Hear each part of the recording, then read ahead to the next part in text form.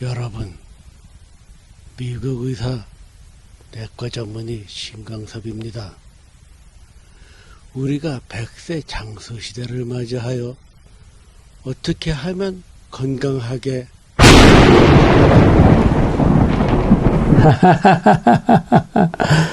여러분, 이 방송은 그런 방송이 아닙니다.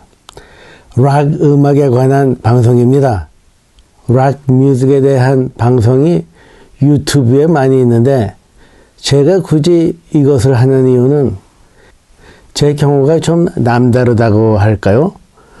그래서 제가 제 얘기를 합니다. 그러니까 제가 16살이면 고등학교 1학년 때죠. 지금은 제가 곧 64세입니다. 그런데 말이죠. 전 아직도 70년대 음악에 그냥 목매어 있습니다.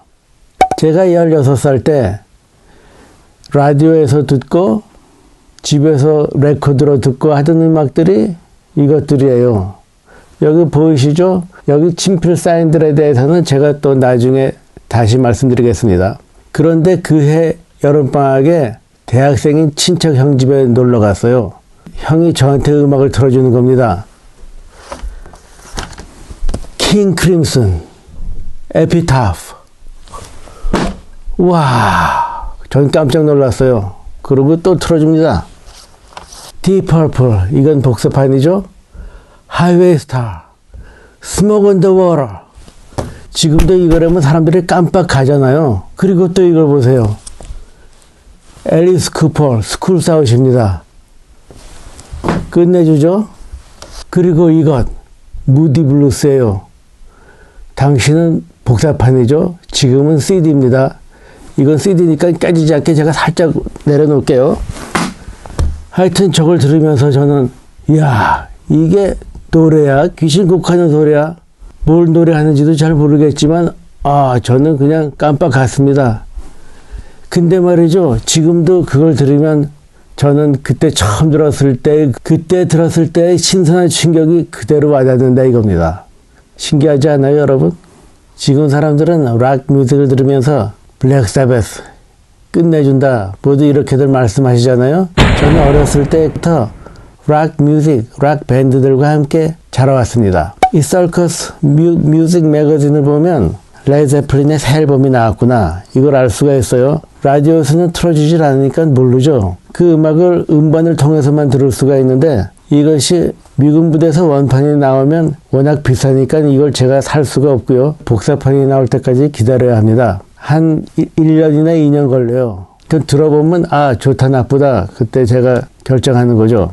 그때 락 잡지 보면 좋은 음악이 하나 나온 밴드가 한두 곡만 반짝하고 사라지는 경우가 수백 개 있었습니다. 그 중에서 요즘 레전드라고 하는 레드 제플린, 예스, 블랙 사바스, 핑크 플로이드 이런 사람들이 지금까지도 활동하고 더 크게 유명하게 될 줄은 저는 진짜 몰랐죠.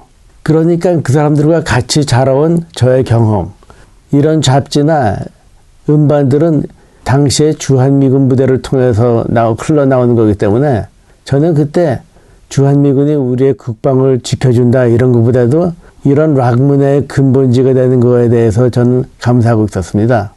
또 하나 보여드릴게요. 이것이 제가 가지고 있던 그 음반 목록입니다. 처음에 열어보면 에어로스미스, 앨리스 쿠퍼부터 시작해요. 나한테 어떤 레코드가 있는지, 어떻게 샀는지, 언제 샀는지 다 있습니다. 쭉 여러 가지 앨범들이 있고 끝에 가보면 그 ZZ 탑에서 끝나죠. 그리고 또 제가 사진을 하나 보여드릴게요. 이것입니다. 이것이 제가 아마도 25살 때일 것 같은데 당시에 제가 러쉬의 2112 앨범 로고가 그려진 셔츠를 입으면서 옛날 레코더들을 들고 있죠. 지금도 제가 이 레코더들을 잘 가지고 있습니다. 그리고 또 이거 보세요. 이건 아마도 20살 때 사진입니다. 이 어두운 방에서 전기불 켜고 있으면서 이 선글라스를 왜 끼고 있는지 저도 지금 모르겠어요. 이 사진보다도 벽에 붙어있는 포스터를 보십시오. 예스의 웨이크만하고 에머슨, 레이크 앤 팔머의 키스 에머슨 두 포스터가 벽에 붙어 있죠. 그 포스터가 지금도 저 벽에 붙어 있다 이겁니다. 그동안 제가 잘 간직하고 있었어요. 두 개 다 서커스 매거진에서 나온 것입니다. 지금은 그 사람들의 칠핀 사인이 여기에 있죠.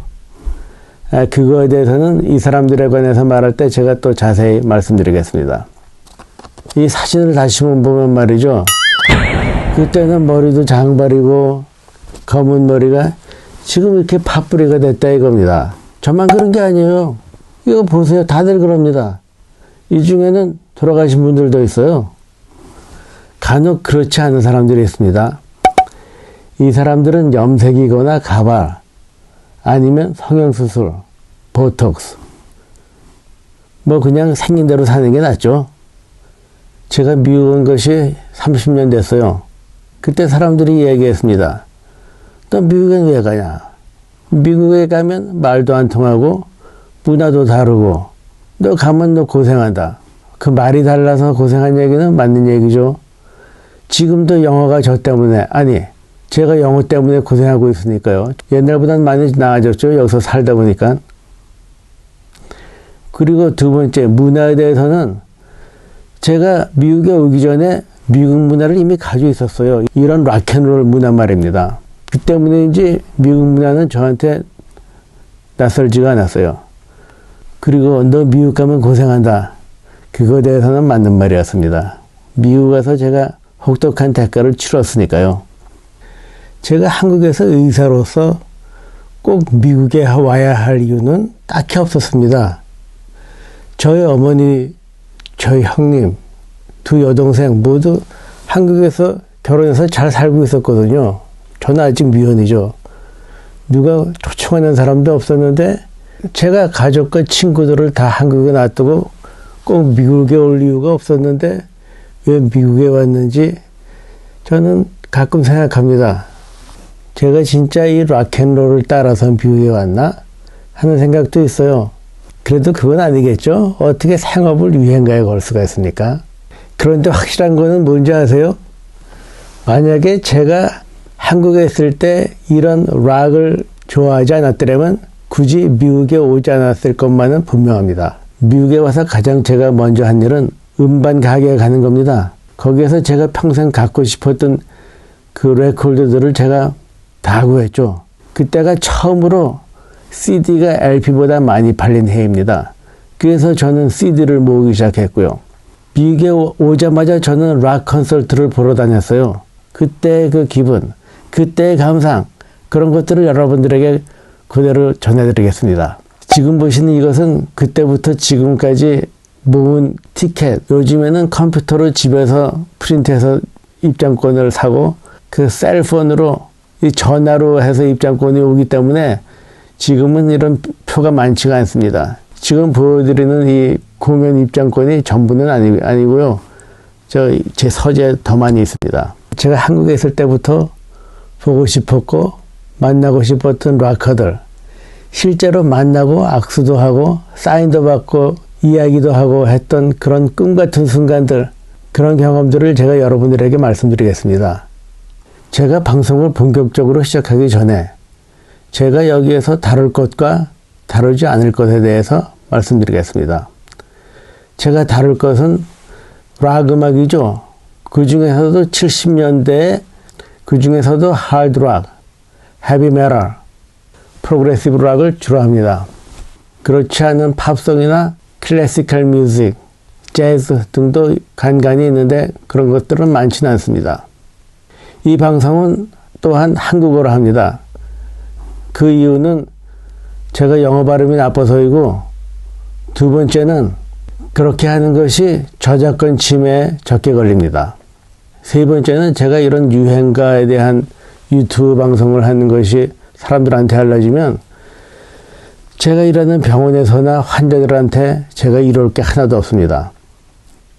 여기서 다루지 않을 것들에 대해서 제가 말씀드리겠습니다. 우선 의학 지식입니다.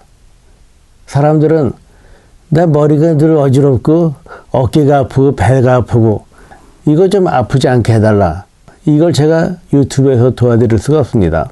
저보다 유능한 의사 선생님들이 유튜브나 TV 등 매체에서 하는 것을 참고로 하시면 됩니다. 단, 유익하지 못한 정보가 너무 많습니다. 이걸 본인이 잘 알아서 믿을 만한 정보를 얻어야 되겠죠? 특히 요즘처럼 코로나 바이러스 19에 대해서는 더 그렇죠. 그러나 제가 의사이고 미국에 거주하는 사람으로서 미국 의사로의 생활 이런 거에 대해서 혹시 알고 싶으면 그런 거는 제가 말씀드릴 수 있죠. 제 방송은 음악 방송이긴 하지만 음악을 들을 수가 없습니다. 왜냐하면 저작권 문제가 까다로워서 그렇죠. 그 대신 저의 채널을 좀 더 살펴보면 제가 공연장에 가서 제가 전화로 혹은 소형 카메라로 찍은 비디오들이 있습니다. 그걸 좀 대신 참조를 하셨으면 좋겠습니다. 그렇게 찍기 시작한 거는 한 10년밖에 안 되기 때문에 제가 본 공연에 비해서 개수가 많지는 않아요. 그리고 공연장에 가면 사진마저도 찍지 못하게 하는 그런 데가 많이 있고요. 또 사진이나 비디오를 허용하는 곳에서도 그렇게 허용한 지가 한 10년밖에 안 됩니다. 그리고 다음, 저는 음악 평론을 하지 않습니다. 저는 음악을 전공한 사람이 아니에요. 그래서 저는 음악에 대해서 논리적으로 해석할 수가 없습니다. 또한 평론이라는 것이 어떤 전문가가 이거를 들어보니까 전에 앨범보다 못하고 하는 말들인데 이것은 각자 취향에 따른 것입니다. 누가 어떤 음식이 맛있다고 해서 그것이 저한테도 꼭 맛있다고 할 수는 없거든요.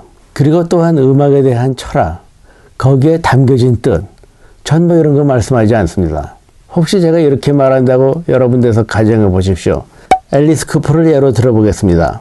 70년대 초에 어느 젊은이가 있었습니다. 그 젊은이는 기성세대의 고정관념을 무너뜨리고 종교관념, 남과 여의 구별, 생과 죽음의 차이를 넘어서는 뭐 이렇게 제가 말씀드리면 어때요? 뭐 멋있게 보이죠? 뭐 유식해 보입니다. 뭐 완전히 꼰대 같고요. 저는 그런 말은 여기서 하지 않습니다. 좀 유치하긴 하지만 그냥 지금처럼 하는 게 오히려 낫죠. 조금 아까 제가 말씀드린 것은 저의 말이 아닙니다. 예전에 그렇게 말하는 해외 연예 기자가 있어서 제가 그것이 기억나서 여러분한테 옮겨봤습니다. 그런데 여러분, 이 뮤지션들의 인터뷰를 들어보거나 아니면 이 사람들의 자서전을 보면 그런 말이 전혀 나와 있지가 않습니다. 간혹 락카들이 TV 인터뷰 등에서 본인이 직접 정치, 사회 문제에 대해서 이야기하는 것이 있으면 제가 소개해드리겠습니다. 참고로 저는 기타나 드럼 이런 것들을 제가 하지 못합니다. 하고 싶은데요. 제가 좀 할 수 있는 거는 키보드인데 남들이 연주할 때 뒤에서 반주나 조금 하는 정도입니다.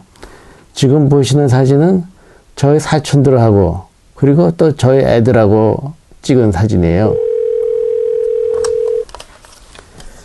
Hello, Dr. Shin speaking. 아, 안녕하세요. 아, 그러세요? 작년 전에라도 어떻게 국제 전화를, 이게 어떻게 카카오톡 전화도 아니고요.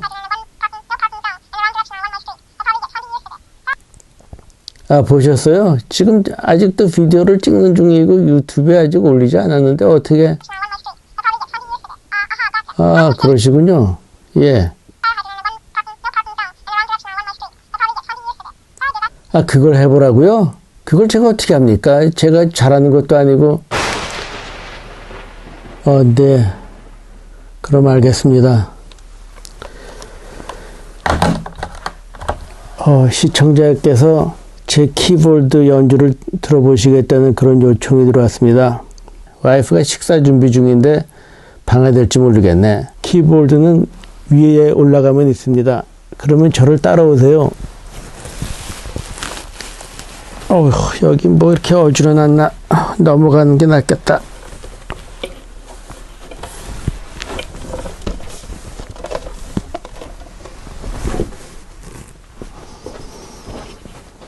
여러분, 저를 따라서 2층으로 오십시오.